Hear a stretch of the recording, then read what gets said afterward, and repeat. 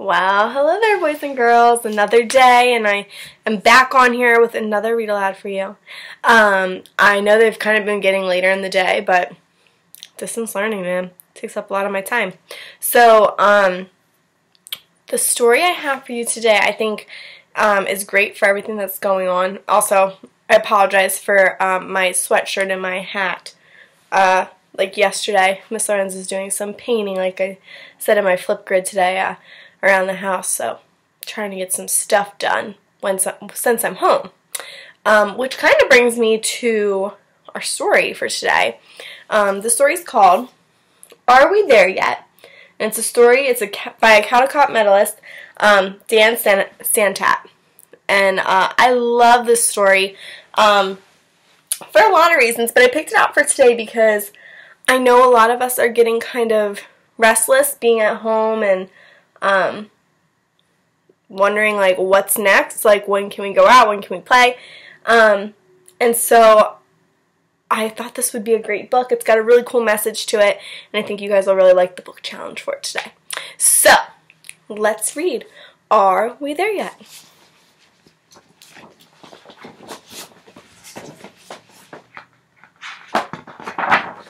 By Dan Santat.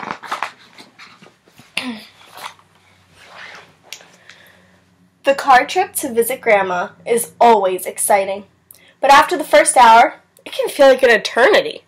Eternity means forever. You might find yourself saying things like, "Are we there yet? This is taking forever." It's got what looks like a present, so I guess they're going to a party over at his grandmom's. But he's starting to get a little bored in the car. Staring out your window at a thousand miles of road can get boring pretty quickly. Not even all the toys in the world can help. But what happens when your brain becomes too bored? How cool is that? The book actually flips as we read it. Very interesting. So he's super bored in the car, trying to think of something to do.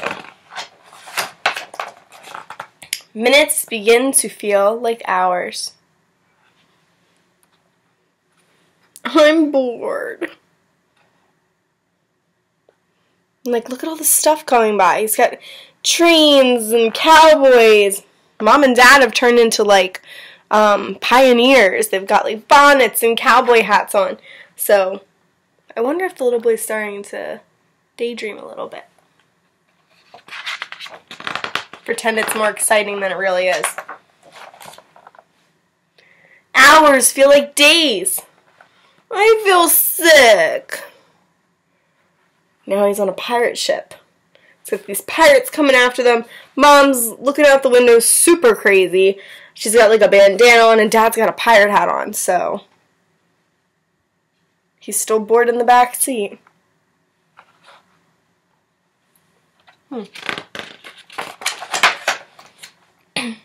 Days become months. My butt hurts. So he's still bored in the car. He's starting to get uncomfortable. But now he's back during the Renaissance, and they've got this amazing knight on a horse. They're jousting, which is when two knights try to knock each other off horses. Mom's dressed like a princess. Looks like Dad's got on some fancy king's clothes or jester clothes. Little boy's still bored. This will just be a quick trip. Your parents promised. I have to go to the bathroom. Now they're in ancient Egypt. See the camel, the Sphinx in the back, the Great Pyramids. Pretty cool to look at, but he's still bored and now begging to go to the bathroom.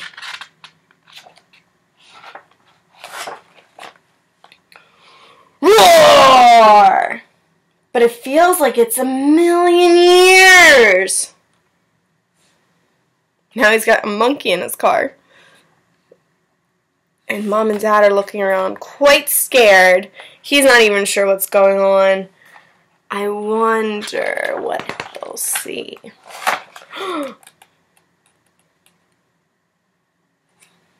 that seemed to pique his interest. Seems a little more excited about it now.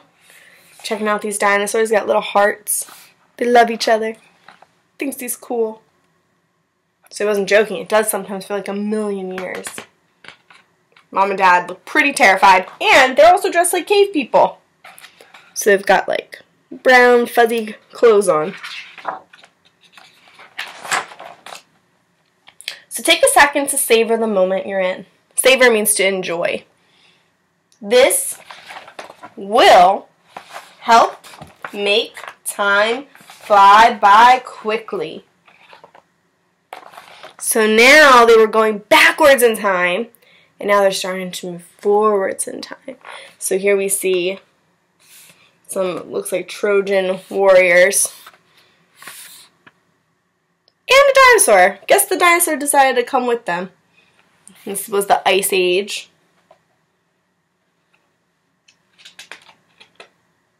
Dinosaur even has a little, looks like a little boy gave him a ball. So he has a little ball in his mouth. Don't know if a dinosaur would make a very good pet. You guys know I love dinosaurs, but Milo's a handful, so I can only imagine what a T-Rex would be. And here they keep going forward. We see the pirates and the cowboys and the princess and the ancient Egyptians. There's an old car. Vikings. Ben Franklin. We read about him this week or last week. So they're moving forward in time. Things are going by really quick, really fast. They were going by so slow before, and now things are going by really super quick. And now we're in the future.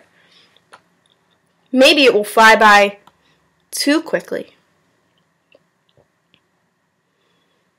So you see, all the people that were with him in the past came with him to the future, but the future's very different. We got flying cars and all these neon lights and these really bright, shiny lights, different colors. Kind of looks like New York, but it's super, super in the future, right? We don't have things like that even now.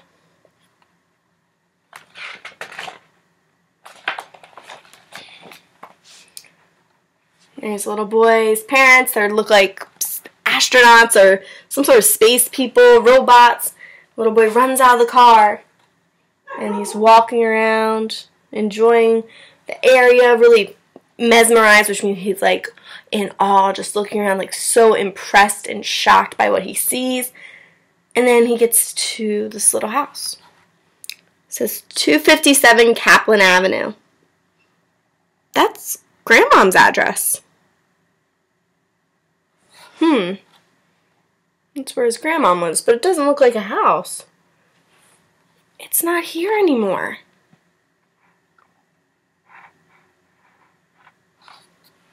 Today is October 24th, 2059. That's so far in the future that they missed the party. We missed the party.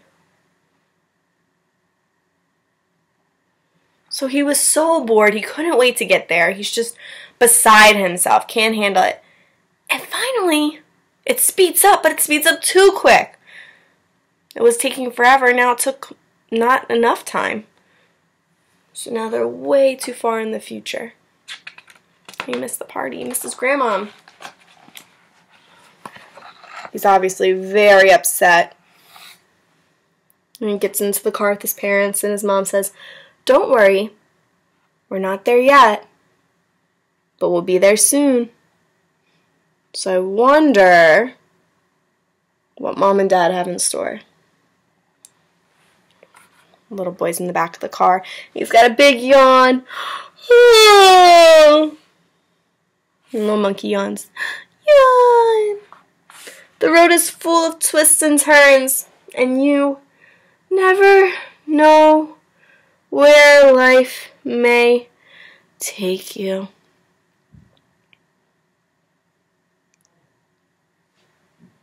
So it looks like the little boy fell asleep in the back of the car. Maybe that'll help them get there a little bit faster.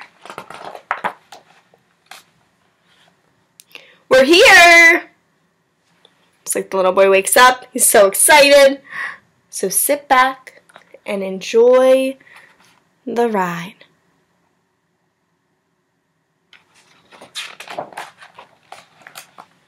But remember, there's no greater gift than the present. And they don't mean a present like this kind of present. They mean a present like now, right? We say the past is things that happened long ago, the future is things that haven't happened yet, and then the present is things that are happening at this moment. And there they are at their grandmom's party. And all his aunts and uncles look like they're pulling on his cheek or messing up his hair, and he says, "Can we go now?" He's already over it. The end. One of the reasons I thought this would be a great book for today was because I know we're getting really bored at home. Maybe our siblings are getting on our nerves. Maybe distance learning can be really tough. You know, you're not at school, you don't have your teachers, instead it's your parents, and you know, it can be really hard. And we talked yesterday in the other Read Aloud about how one of the best things we can do is talk about what distance learning looks like at home, and how it can be similar to ways that we take care of it at school, and similar or different than how we act at Kaylee. So one of the book challenge that I have for you today is actually to live in the present, okay? So in the story we said that the little boy was so bored, he said it was taking so long, and he just wanted time to speed up. We live in a time right now where we really didn't ever think something like this could happen, right? Where we'd be stuck at home and, you know, be hanging out with our families for a long period of time. And it can seem boring, and I'm sure it can seem crazy and strange, maybe even a little scary. But the great thing about it is, in my opinion, gives us some time to really spend with our families and get to enjoy each other on a daily basis. And really, we're always so busy and rushing around and doing things that sometimes we forget to do that in our regular lives. So my book challenge for you today is to do one fun thing with your family. Anything at all. Enjoy the present, okay? So my book challenge would be something like play a board game with your family. Take the dog for a walk with your family. Do some gardening with your family. Maybe do some chores with your family. Make it fun. Maybe dance with your family, put on some music, some Go Noodle, whatever you want. Watch a movie. Make some popcorn. Bake. You know? So there's so many fun things that we can do with our families that on a daily basis, sometimes we don't have the opportunity to do because we're so busy. We all have jobs, or you guys have to go to school. So my book challenge for you today is to find one thing that you and your family, everyone in your family, brothers and sisters included, want to do for fun. And do it together. And share with me what you guys did.